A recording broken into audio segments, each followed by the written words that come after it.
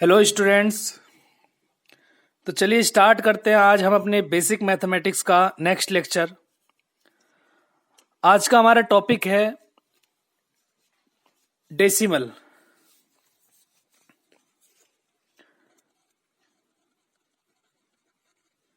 Decimal इसको हम हिंदी में दशमलव बोलते हैं।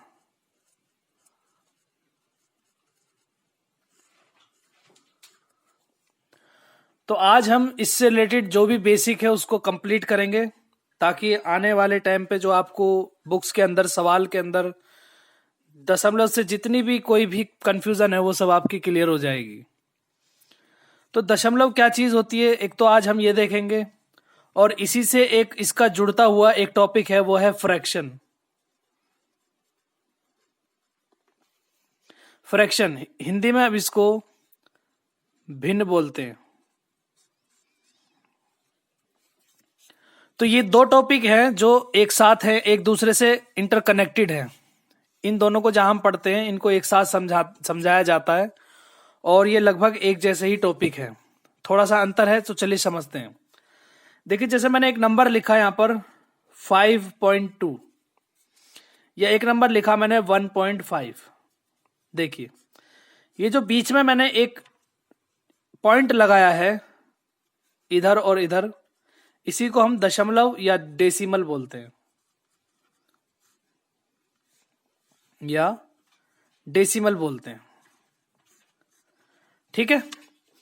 अब आपको ये चीज समझनी है कि आपने जब आप छोटी क्लास में आपने सीखा होगा कि जब हम कोई भी नंबर लिखते हैं, जैसे 5, 6, 7, 8, तो उसमें ये वाला जो नंबर होता है ये 1 होता है, और ये सेकंड वाला नंबर जो होता है ये 10 होता है,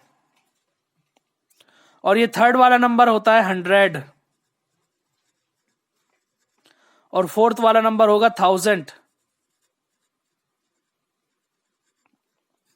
उसके बाद ये 10,000, फिर लाख, फिर 10 लाख, फिर करोड़, 10 करोड़। इस तरीके से ये काउंटिंग चलती है और इधर से शुरू होती है। अगर हम इसी चीज को हिंदी में बात करें तो 5, 6, 7, 8 को अगर मैं हिंदी में बोलूं तो इसको हम बोलते हैं इकाई, और इसको बोलते हैं दहाई, इसको बोलते हैं सैकड़ा, और इसे कहते हैं हजार। आगे बढ़ेंगे तो उसमें आ जाएगा 10,000, फिर लाख, फिर 10 लाख, फिर करोड़, फिर 10 करोड़। इस तरीके से ये नंबर आगे बढ़ते रहते हैं। बट जब पॉइंट वाली संख्या में ये चीज आ जाती है तो इसमें थोड़ी सी चीज अलग हो जाती है, तो उसको हमें थोड़ा सा समझना है। जैसे मैं एक बात आपको बताना चाह रहा हूं कि यहां पर जो पॉइंट से पहले वाला डिजिट है, ये वाला, ये नंबर जो होता है ये बड़ा होता है, और ये बाद वाला नंबर जो होता है ये छोटा होता है। जैसे मैंने लिखा 5.5, अगर मैं इनको रुपीज की बात करूं तो इसका मतलब ये हमारे पास 5.5 है। ये पहले वाला जो नंबर है ये रुपीज है, और ये सेकंड वाला जो है ये पैसा है। ठीक है। तो इसका मतलब पॉइंट के बाद वाला नंबर छोटा हुआ। तो ये 5 रुपए 5 पैसे नहीं है, ये 5 रुपए 50 पैसे है। आप कहेंगे सर कैसे, तो समझते हैं। देखिए, जब किसी भी चीज की एक क्वांटिटी फिक्स होती है, जैसे हम कहें कि 99 पैसे में अगर हम रुपीज की बात करें तो अभी तक रुपया तैयार नहीं हुआ। रुपीज कब तैयार होगा, जैसे ही इसमें 1 पैसे ऐड कर दिए जाएंगे, 1 पैसे ऐड कर दिए जाएंगे, तब ये 1 रुपीज तैयार हो जाएगा। ठीक है। तो 1 रुपीज कब तैयार हुआ, जब इसमें 1 पैसा हमने 99 में ऐड कर दिया। और जैसे ये 1 रुपीज तैयार हुआ, इसका मतलब हम कह सकते हैं कि 100 पैसे, यानी 99 तक वो पैसा था। 100 पैसा इज इक्वल टू 1 रुपीज। 100 पैसा इज इक्वल टू 1 रुपीज, या 1 रुपीज इज इक्वल टू 100 पैसा। तो हम कह सकते हैं कि हमारे पास जब कोई रुपीज की बात आएगी तो रुपीज में एक रुपीज की कंडीशन होगी और एक पैसे की कंडीशन होगी। ठीक है। जैसे आप कोई प्रोडक्ट खरीदने के लिए जाते हैं तो आपको उस पर लिखा हुआ होगा 5.00, यहां इधर लिखा होगा RS, यानी रुपीज। यानी वो 5 रुपए नहीं लिखेंगे, सिर्फ 5 नहीं लिखते, तो इधर वाली कंडीशन जो थी वो थी पैसे की, और इधर वाली कंडीशन थी वो थी रुपीज की। यानी ये प्रोडक्ट सिर्फ 5 रुपए का है और 0 पैसे का है, यानी इसमें पैसे नहीं है। आप अगर कभी मेडिसिन खरीदेंगे तो मेडिसिन के अंदर आपको दिखेगा, जैसे कोई मेडिसिन है 5 रुपए 15 पैसे, तो पॉइंट यानी कि यहां पर 2 जीरो इसलिए दी गई है क्योंकि 2 जीरो तक, 2 डिजिट तक पैसे हैं। देखो 2 डिजिट तक पैसे हैं और 3 डिजिट होते ही ये रुपीज में कन्वर्ट हो गया। Are you getting my point? तो आपको यहां पर यही समझना है कि पॉइंट के बाद वाला नंबर जो होता है वो छोटा होता है और पॉइंट से पहले वाला जो नंबर होता है वो बड़ा होता है।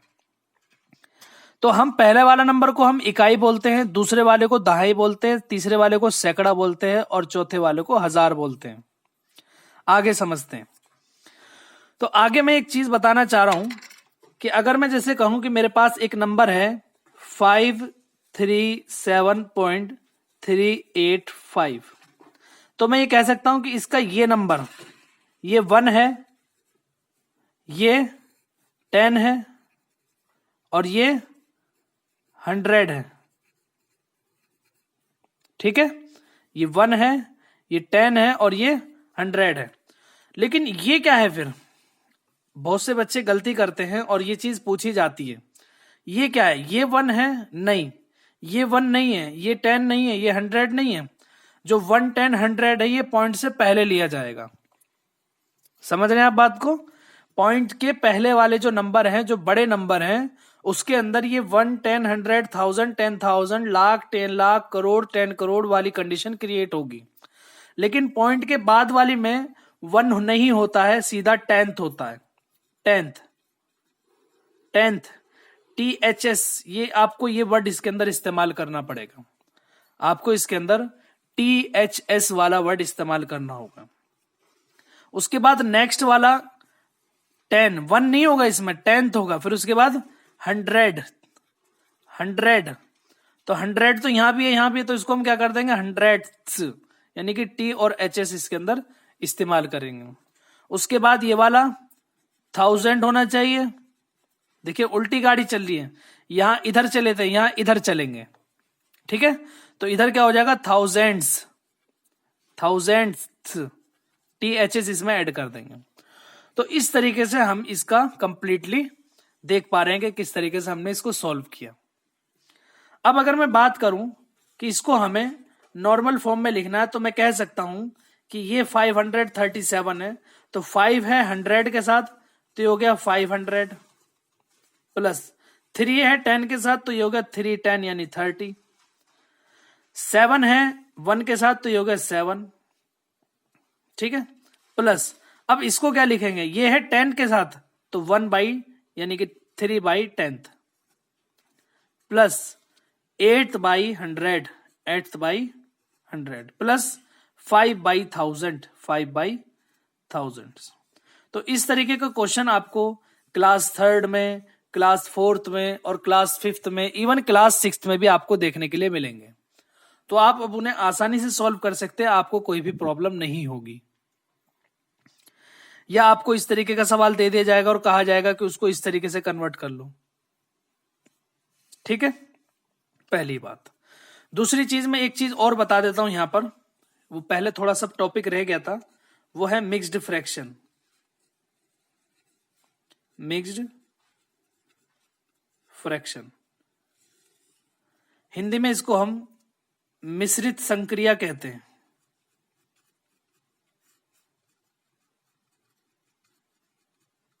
देखिए क्या होती है ये। वैसे फ्रैक्शन का टॉपिक है, लेकिन मैं अभी आपको बताने वाला हूं। जैसे मैंने एक डिवाइड के लिए एक वर्ड लिया, जैसे मान लो मैंने लिया 5 और ये लिया 2, तो मैं इसकी डिवाइड करूंगा तो 2 2 जा 4, यहां बचा 1। हम पहले जान चुके हैं कि जो नीचे बचता है इसको हम रिमाइंडर बोलते हैं। ठीक है, और ये कोशेंट होता है, और ये डिवाइडेंड होता है, और ये डिवीजर होता है। अब आपको इसका मिक्स फ्रैक्शन फॉर्म बनानी है, तो आपको मिक्स फ्रैक्शन फॉर्म बनाने के लिए आपको क्या करना है? कोशेंट को साइड में रखना है। ठीक है, कोशेंट को साइड में रखना है और रिमाइंडर को ऊपर रखना है, और जो डिवाइजर है आपका इसको हम नीचे रखेंगे। यानी फॉर्मूला क्या बना? कोशेंट और ऊपर क्या हुआ? Reminder oblique reminder oblique divisor. ठीक है, तो ये थी 5 डिवाइडेड बाय 2 की मिक्स फ्रैक्शन 2 होल 1/2। इसको हम कैसे बोलेंगे? 2 होल 1/2, या बोलेंगे 2 सही 1/2। हिंदी में बोलेंगे 2 सही 1/2।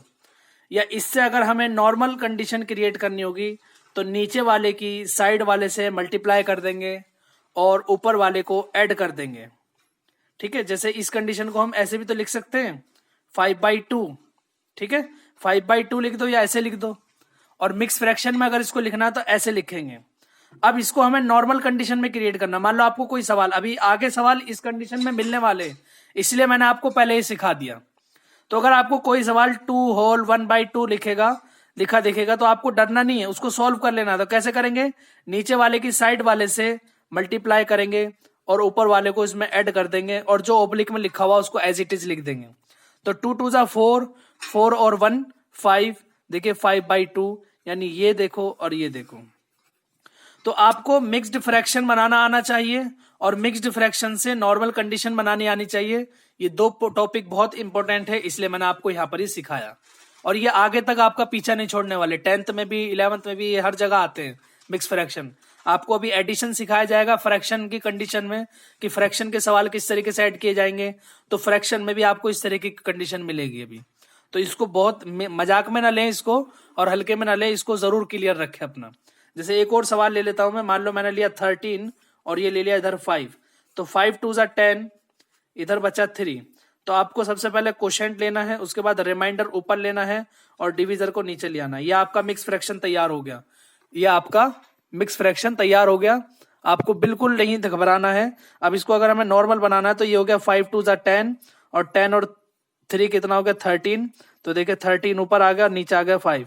यही हमारा था 13 और 5, 13/5। तो क्लियर है। तो ये छोटी सी चीजें टॉपिक जो है ये सब डेसिमल्स के अंदर आती हैं। और डेसिमल जो है छोटा मोटा टॉपिक, ज्यादा बड़ा भी टॉपिक नहीं है, लेकिन आपको एक तो इंपॉर्टेंट इसमें ये बात याद रखनी है, ये वाली जो मैंने यहाँ पर बताई है। बस डेसिमल का मतलब ये समझना है। अब इसके अंदर जो है हम दोनों चीजें जब एक साथ पढ़ेंगे, डेसिमल का और फ्रैक्शन का कन्वर्जन हम एक साथ पढ़ेंगे कि किस तरीके से ये एक साथ चलते हैं। तो एक ही फॉर्म है। जैसे मान लो मैंने लिखा 1/2, तो 1/2 ये फ्रैक्शन फॉर्म हुआ, और इसका डेसिमल फॉर्म क्या होगा? तो हम इसको डिवाइड कर देंगे। 2 बाहर रखा, 1 अंदर रखा, ना जाने की 0 पॉइंट ला के 0 बढ़ा दिया, 2 पंजे 10। देखिए फ्रैक्शन फॉर्म से कौन सी फॉर्म क्रिएट हो गई? डेसिमल फॉर्म क्रिएट हो गई। तो 1/2 बराबर है 0.5 के। तो देखिए दोनों का कन्वर्जन है, ये दोनों एक ही साथ चलते हैं। तो इसीलिए मैंने आपको बताया कि ये दोनों टॉपिक एक ही जैसे हैं, मतलब एक ही साथ चलते हैं, चाहे उसको इस कंडीशन में लिखना चाहे चाहे इस कंडीशन में लिखना चाहे। तो अभी हम नेक्स्ट लेक्चर में इसी के बारे में डिस्कस करेंगे। लेकिन जितना ये मैंने आपको पढ़ाया है आपका ये कंप्लीट होना चाहिए। अभी हम